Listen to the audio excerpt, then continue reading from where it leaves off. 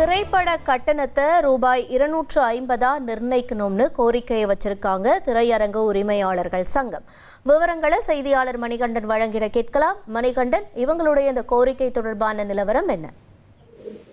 தமிழ்நாடு முதலமைச்சர் பல்வேறு தரப்பட்ட நிர்வாகிகளும் அதே போல தொழில்துறையினரும் சந்தித்து வருகின்றனர்.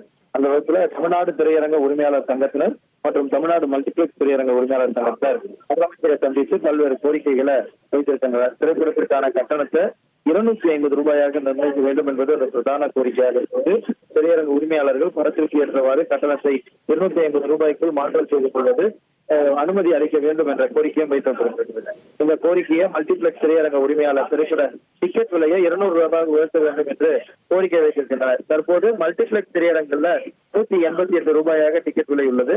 திரைப்படங்களுக்கு விதிக்கப்படும் உள்ளூர் பொழுதுபோக்கு வரியை நீக்க வேண்டும், திரையரங்க புதுப்பித்தல் அனுமதி சிபாம் அனுமதிக்க வேண்டும் உள்ளிட்ட 10 கோரிக்கைகள் முதலமைச்சரிடம் முன்வைத்திருக்கின்றனர். தேவையான கருத்துக்களை பெற்று அதற்கான சாத்தியக்கூறுகளை ஆய்வு செய்து நடவடிக்கை எடுக்கிறோம் என உறுதியளித்திருப்பதாகவும் அவர் தெரிவித்திருக்கின்றனர். உங்களுடைய தகவல்களுக்கு நன்றி மணிகண்டன். சினிமா டிக்கெட்டை ரூபாய் 250 நிர்ணயிக்க வேண்டி முதலமைச்சர் விஜய்க்கு தியேட்டர் உரிமையாளர்கள் சங்கம் கோரிக்கை வச்சிருக்காங்க. விவரங்களை எமது செய்தியாளர் மணிகண்டன் வழங்கிட நாம கேட்டோம்.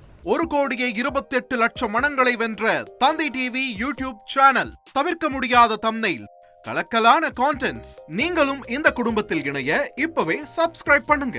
அசுரபலம் கொண்ட எங்கள் டிஜிட்டல் கரங்களில் உங்கள் விளம்பரங்களை சேர்க்க வாட்ஸ்அப் பண்ணுங்க. 8939888378. Email advtthanditv@dttv.in.